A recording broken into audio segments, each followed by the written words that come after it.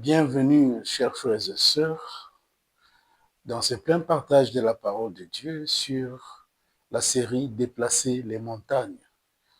Toutes nos salutations en Christ.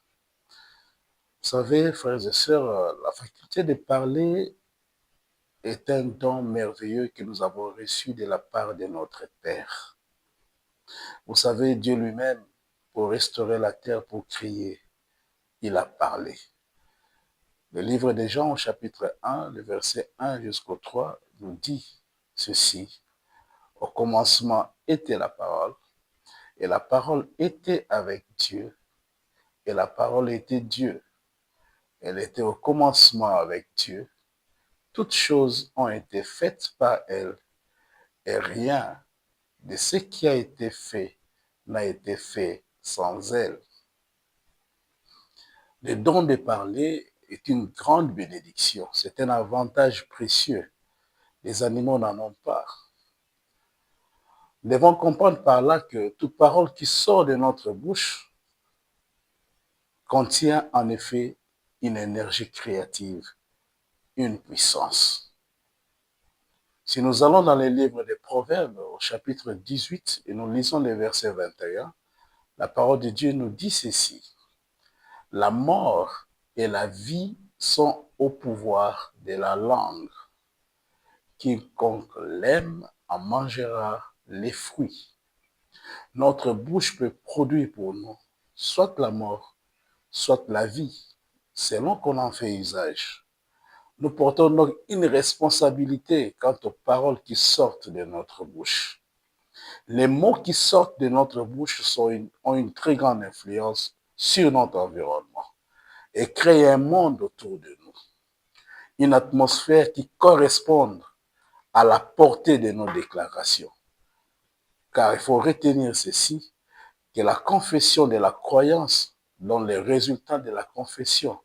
Ce que nous disons du fond de notre cœur, ce qui sort de notre bouche, ce que nous déclarons, produit les résultats selon que nous les déclarons. Nos paroles ont une incidence considérable, tant sur ceux qui nous écoutent que sur la nature qui nous entoure. Et cette influence n'est pas obstruée par le temps, ni encore par l'espace. Vous pouvez vous souvenir dans les Écritures de la guérison du serviteur du centenier, qui a dit à notre Seigneur Jésus-Christ qu'il n'était pas digne de le recevoir chez lui et qu'il a suffi d'un mot pour notre Seigneur, de la part de notre Seigneur, pour que son serviteur soit guéri. Vous allez vous souvenir aussi de la déclaration de Josué lorsqu'il a demandé au soleil de s'arrêter et le soleil a écouté. Le soleil n'a pas d'oreille. C'est un élément de la nature. Mais la parole qui a été prononcée a rencontré le cœur du soleil, si je peux m'exprimer comme ça, et le soleil a obéi. Souvenez-vous de la résurrection de Lazare. Notre Seigneur Jésus a prononcé une parole. Il a dit, Lazare sort. Et la Bible dit, il est mort sorti. Lazare est revenu à la vie par la déclaration de la parole, par la parole qui a été prononcée. Et même notre Seigneur Jésus-Christ, lorsqu'il a été dans une barque avec les apôtres et qu'il y a eu tempête, il s'est levé après qu'il l'ait réveillé et il a prononcé la parole sur le vent et le vent a obéi. De même que Paul, lorsqu'il a ordonné à l'esprit des Pythons qui tourmentait cette femme qui venait toujours après eux, en acte 16, les présentant à la population qu'ils étaient des serviteurs de Dieu et que tout le monde devait les écouter. Paul en avait marre et il a prononcé la parole et cet esprit a quitté la femme. Les exemples sont légion à travers les Écritures. Nous comprenons par là que nous avons le pouvoir de donner un ordre à n'importe quelle situation de la vie qui se présente au devant de nous et que cela puisse obéir et que nous puissions trouver gain de cause. Et pour ce faire, le Seigneur nous a donné aussi une formule merveilleuse. Nous allons voir ça dans le livre de Marc. Allons dans le livre de Marc au chapitre 11. Nous pouvons lire les versets 22 et les versets 23. Le verset 22 nous dit ceci. Jésus prit la parole et leur dit, ayez foi en Dieu.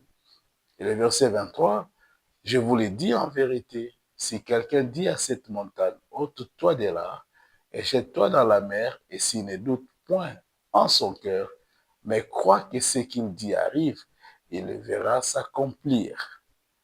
Nous retenons ici deux grandes recommandations. La première recommandation, pour que tu prononces, pour que tu déclares quelque chose, que tu prononces une parole face à une montagne, face à quelque chose qui s'interpose dans ta vie, face à une situation qui perdure, face à une pression qui t'empêche d'avancer, il faut avoir foi en Dieu, premièrement.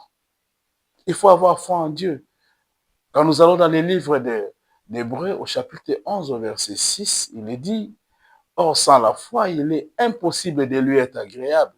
Il faut que celui qui s'approche de Dieu croit que Dieu existe et qu'il est le rémunérateur de ceux qui le cherchent.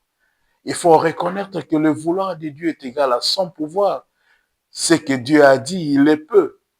Et que rien n'est difficile pour Dieu. Impossible ne fait pas partie de l'actif comportemental de notre Créateur. Il faut être agréable à Dieu. Quand on croit en lui, il faut qu'on soit conforme à ce qu'il désire. Il faut qu'on lui plaise. Et croire ici veut dire tenir pour fondamental, pour vrai, pour réel, pour établi. Il s'agit d'une conviction intérieure. Il ne s'agit pas d'une prononciation superficielle sur les lèvres, non. On parle du fond du cœur.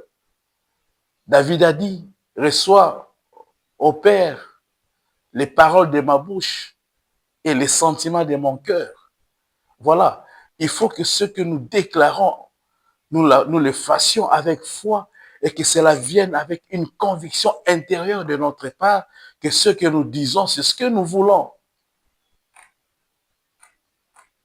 Donc nous retenons que la première recommandation, pour que la parole que tu prononces ait de l'efficacité face à une montagne quelconque, tu dois d'abord avoir foi en Dieu.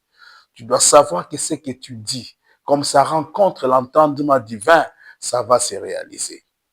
Et la deuxième recommandation, eu égard au verset 23 de Marc 11, qui dit ceci, je vous le dis en vérité, si quelqu'un dit à cette montagne, ôte-toi de là.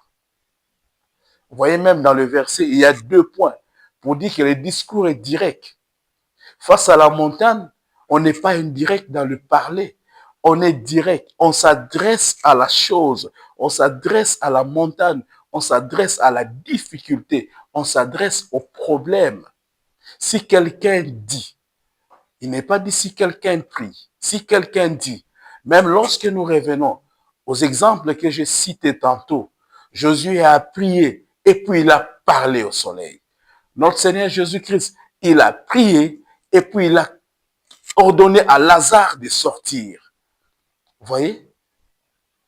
Il ne s'agit pas seulement de prier, mais il s'agit de dire à la montagne, de parler à la situation qui te tourmente, de déclarer face à la pression et de donner un ordre. Si quelqu'un dit à la montagne, ôte-toi de là et jette-toi dans la mer, le discours est direct. La recommandation, il faut parler directement au problème. Il faut attaquer la chose directement. Exprimer votre volonté par rapport à cela. À la maladie, tu dis maladie, tu t'arrêtes. Libère mon corps, je vais être intègre. Parce que mon Seigneur Jésus-Christ a payé les prix pour ça. Et c'est par ses maîtres sûrs que j'ai été guéri. Le discours est direct. Si quelqu'un le fait ainsi, et s'il ne doute pas dans son cœur, mais croit que ce qu'il dit arrive, la parole le certifie, il le verra s'accomplir. Vous parlez à la préoccupation, vous parlez au problème, vous donnez un ordre que vous désirez et cela s'accomplit. Voilà une autre forme de déplacer les montagnes. Voilà une autre forme d'en finir avec des obstructions. Vous vous en tenez à cela. Vous développez cette foi en vous et vous êtes sûr que la parole que vous prononcez n'est pas contraire à la volonté de Dieu. Et vous la déclarez, vous donnez un ordre et la montagne se déplace. La voie est libre, vous passez. Que Dieu vous bénisse abondamment.